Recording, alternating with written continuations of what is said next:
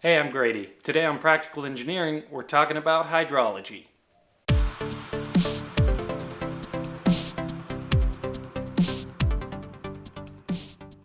We all know the water cycle. We've seen this classic image with the green earth and the blue water and the arrows and the smiley face on the sun. So you probably already know that the majority of the rain that falls from the sky ends up washing along the ground, following gravity until it eventually finds a stream or channel. The more it rains, the higher the creeks and rivers rise, and if they rise too much, you've got a flood. Now, almost everyone agrees flooding is bad. Most years, it's the #1 natural disaster in the US by dollars of damage. And flooding is particularly capricious. So you can see why it's so crucial that we be able to characterize it, to know it and understand it so we can try to get better at how we manage it in the future. In the 1960s, we started to recognize the fact that development was exacerbating flood risk by putting more and more expensive homes and businesses near rivers and creeks. Everyone wants a waterfront view, right? So the federal government came up with a national flood insurance program to create a larger pool for flood risk and incentivize management of the floodplain. But what is the floodplain? Well, you can't let people go uninsured because the risks are too high, but you also can't force every single person who owns real estate to pay flood insurance premiums. Ultimately, you have to draw a line in the sand, or on a map in this case, that says, as a society, how much flooding risk are we willing to tolerate? And the answer ended up being the 100-year flood, an often misunderstood combination of statistical hydrology and societal risk tolerance. Two of my favorite topics, by the way. But it's actually a pretty simple concept. The 100-year flood is a particular magnitude of flow in a creek, and 100 years is its return period. The inverse of return period is annual exceedance probability. So a 100-year flood has an annual exceedance probability of 1%.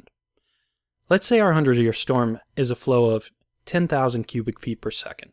That means in a given year, there's a 1% probability that a flow of 10,000 CFS or greater will occur. Using a return period is misleading because it makes storms sound cyclical. It hints at the possibility that we could predict the future, that somehow if a storm of a particular magnitude was to occur, that we might have a period of security before it happened again. Or even that if a major flood had not occurred in quite some time, that we might be more due for it to occur than if it had happened recently. You don't call snake eyes the 36-roll dice throw, and you don't call a full house the 700-deal poker hand. So if a 100-year flood occurred last year, there's still a 1% chance that it could happen this year. In fact, many hydrologists have stopped using return period altogether in favor of just calling flood magnitudes by their annual exceedance probability, just to avoid this confusing notion that storms are on some kind of schedule. So to answer our question from before, the floodplain is the area of land that can reasonably be expected to have a 1% chance of flooding for a given year. This has been mapped for the entire US, and I'll put a link in the description where you can go on FEMA's website and look at the floodplain maps for any area. But how are those maps developed, and how do we know where the floodplain is? Well, this is where the engineering comes in. Let's try a simple example first. Take the height of all the men or women in your group of friends or office. We know that height is normally distributed. The variation fits this particular shape of distribution that is ubiquitous in the natural world. To fit your data to a normal distribution, the only thing you need to know is the average height and the standard deviation, and these are both simple formulas. The people whose heights you measured are a sample, and the distribution helps you use the sample to characterize an entire population. Once you fit your data, you can make a reasonable guess at, for example, the percentage of the population that's over 7 feet tall, even if you don't have anyone in your sample that tall. This works the same way with hydrology. The U.S. Geological Survey maintains thousands of stream gauges across the U.S. This is a gauge on Williamson Creek in South Austin near my house. It uses air pressure to measure the depth of a stream and then converts that to a flow. You can log on to the USGS website and take a look at the data from any stream gauge in the US. Once you have this data, it's pretty simple to figure out the 100-year flood, even if you don't have 100 years of data. In my case, I only have 25. You can take the peak flow from each year and fit that data to a probability distribution, just like we did with the height.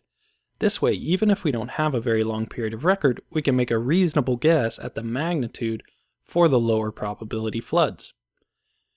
But what if you don't have a stream gauge in your watershed?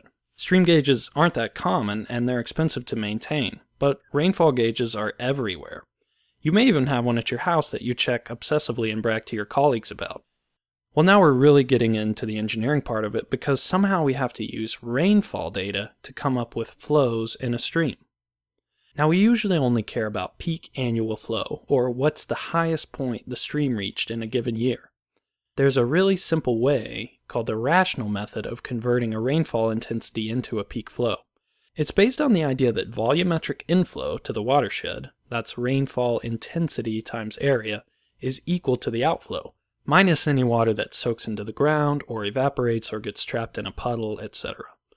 And this is where you first start getting a sense that maybe engineering hydrology isn't the most exact of sciences, because not only is a single C value supposed to encompass all of the factors that can affect the peak flow coming from the watershed, for example, vegetation, slope, soil type, amount of impervious cover, etc. There's also this thing about the units that I love.